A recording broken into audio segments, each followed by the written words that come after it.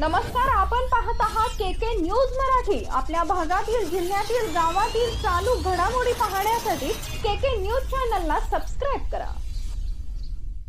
कवठेमहांकाळ शहरात पुन्हा एकदा चोरट्यांनी घर फोडले। सोन्याचे दागिने व रोख रक्कम असा 39,000 रुपयांचा ऐवज लंपास।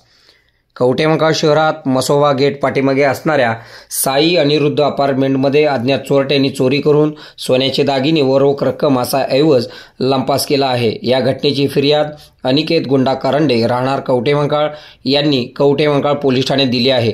अनिकेत करंडे हे कुटुंबियांसमेत बाहेर गेले असताना अज्ञात चोरट्यांनी दिनांक 28 जानेवारी सायंकाळी 7 नंतर ते दिनांक 7 फेब्रुवारी सकाळी 11 वाजेपर्यंत अज्ञात चोरट्यांनी अनिकेत करंडे यांच्या घराची कुलूप तोडून घरामध्ये प्रवेश केला।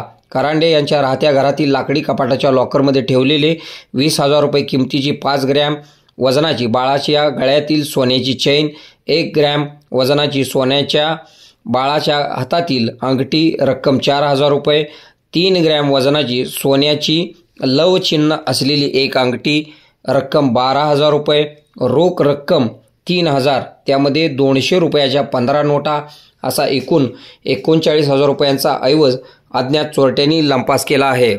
या घटनेचा अधिक तपास कवठेमहांकाळ पोलीस करीत आहेत। शहरामध्ये वारंवार होणाऱ्या चोऱ्या चिंतेचा विषय बनला असून नागरिकांनी देखील सतर्क राहण्याची गरज निर्माण झाली आहे। मुख्य संपादक कुणाल कोटावळे, के मराठी न्यूज नेटवर्क।